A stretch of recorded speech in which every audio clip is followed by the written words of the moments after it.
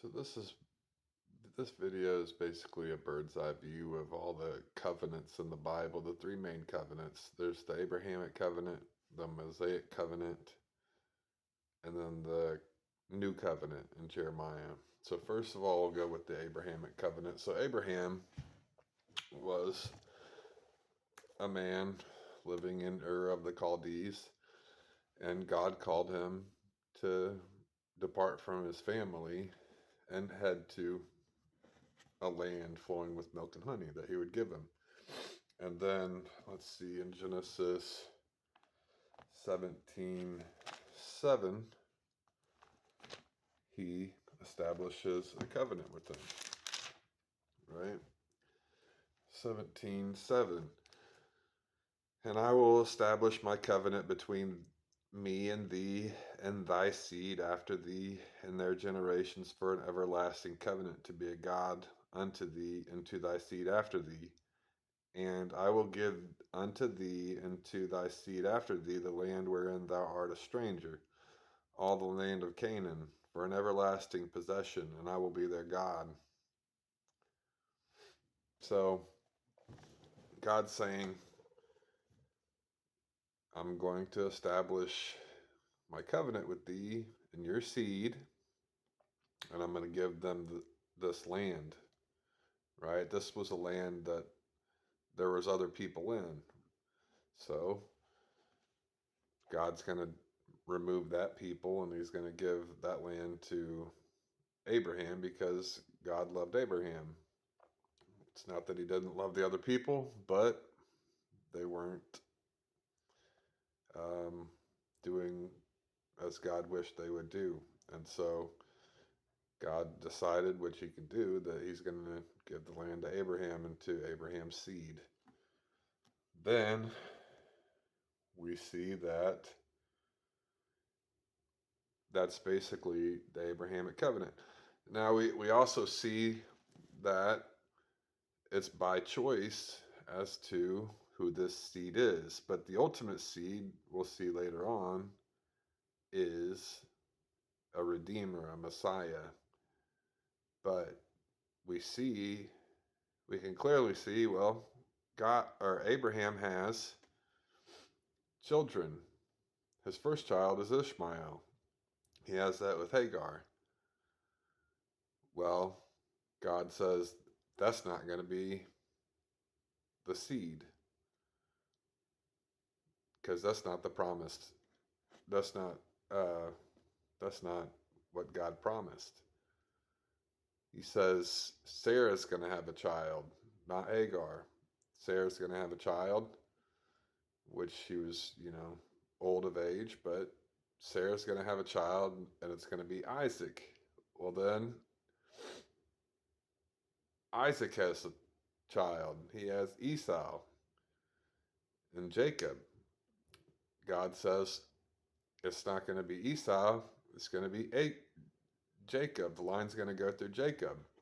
Well, then Jacob has children. And that's where you get the 12 tribes of Israel. All the 12 tribes. Um, and then ultimately, that's basically, what we call the nation of Israel today. They're based on those 12 tribes. And that's the Messiah is going to come out of that out of the nation of Israel, which the Messiah did come out of that nation of Israel. But so then from Abraham to Moses, we see that God has promised a land to Abraham and to his seed. Well, Israel goes to Egypt and bondage for like 430 years, and a guy named Moses pops up. God says to Moses, he's going to establish. Let's see. We'll start in verse 6, or we'll start in Exodus 6. It says,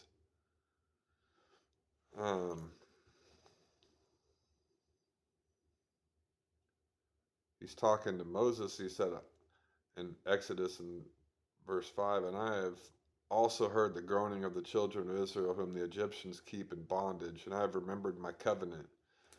Wherefore say unto the children of Israel, I am the Lord, and I will bring you out from under the burden of the Egyptians, and I will rid you out of their bondage, and I will redeem you with a stretched out arm and with great judgments, and I will take you to me for a people, and I will be to you a God, and you shall know that I am the Lord your God, which bringeth you out from under the burden of the Egyptians. And I will bring you into the land, concerning the which I did swear to give to Abraham, to Isaac, and to Jacob, and I will give it to you for an heritage. I am the Lord. So there, God shows up to Moses after he's already been speaking to Abraham, Isaac, and Jacob. Same thing. He's saying, hey, you guys have been in Egypt for a long time. Now I'm about to take you to this land that I told Abraham about. So,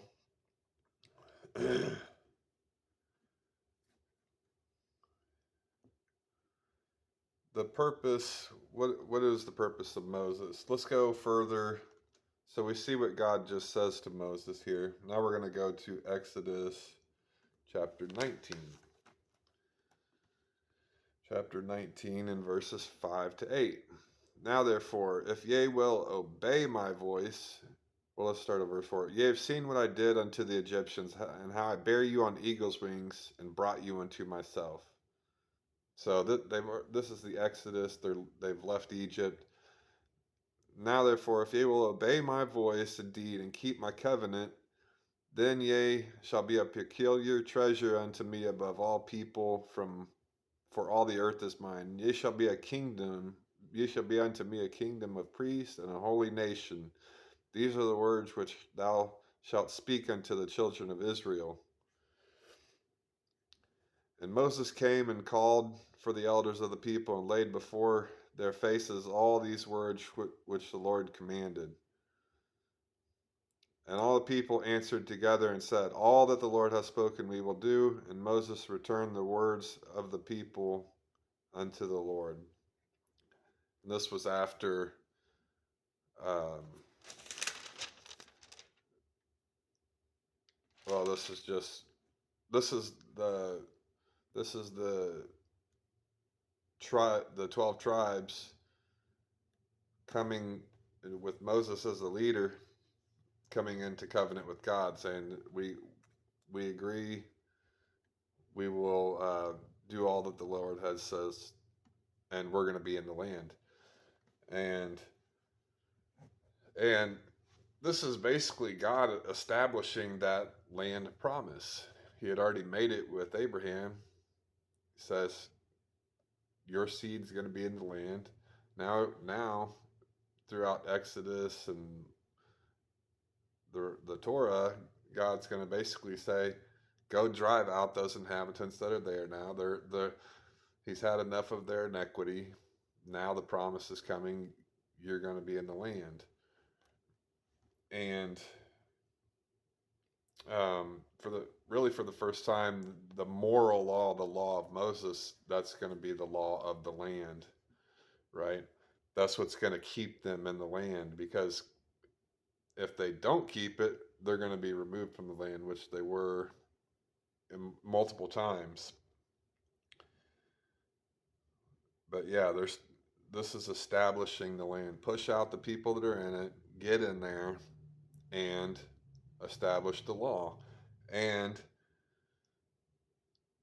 they're going to build a dwelling for God too. They build the tabernacle. This is where they establish, the sacrificial system, the Holy of Holies, and all of that. And what is this all really picturing? Because at the end of the day, there's still the promised seed, right? This isn't the final chapter of it. There's still everything is still waiting on this actual seed. The so, but they are building.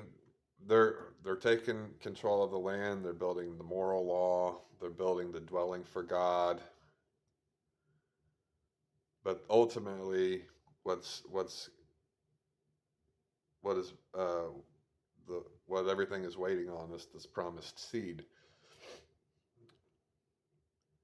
So then we get to the new covenant. So they're in the land for a while. They get kicked out of the land. They go back to the land. They build a couple of temples.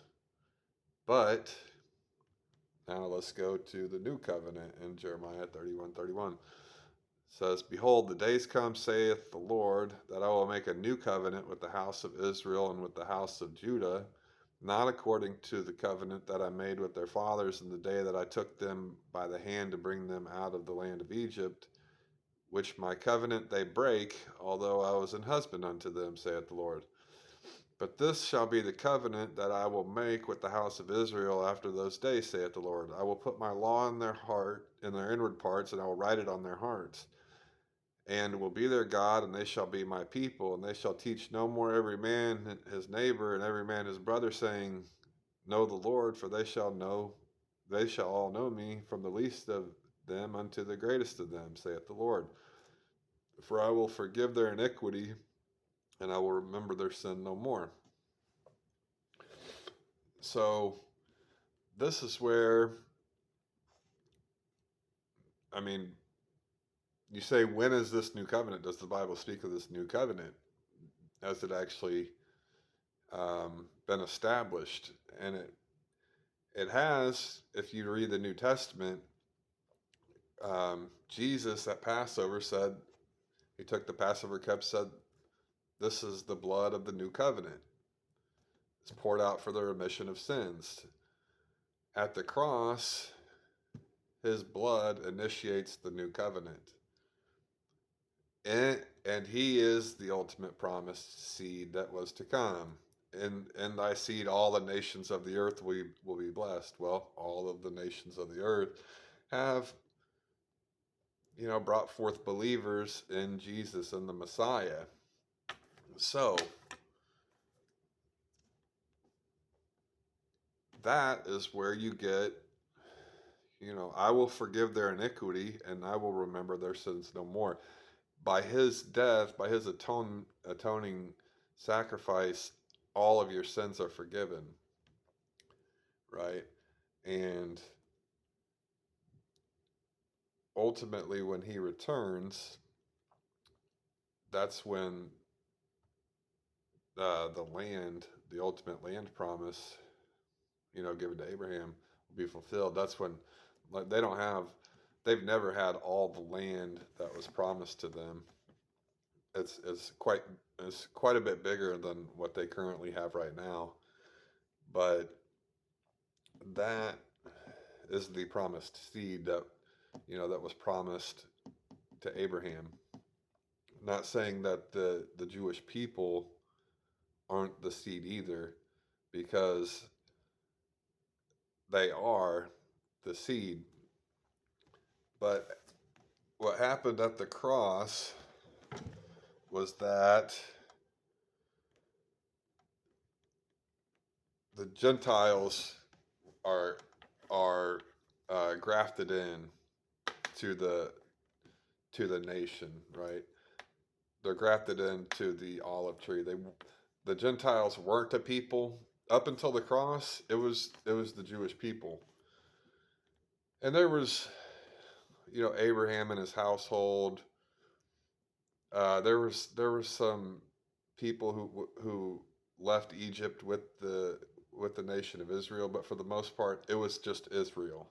There was no there was no there was no Gentiles, really. It was just Israel. Well, at the cross,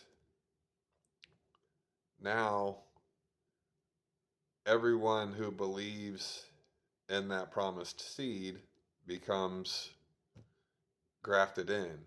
Well, yeah, I mean, Jew and Gentile, it's one seed, and there is a remnant of Israel that will come to faith too. But at the cross, the law of Moses stopped. That's why the temple was destroyed and the new covenant was established. And so the only way now from the cross to now is through Jesus, through the seed. And so yeah, that's just a bird's eye view of the three covenants. But yeah, I tried to explain it the best I could with scripture. It's hard to get everything together when you're kind of doing this on the fly, but let me know what you think or if you have any more to input or something. Thanks.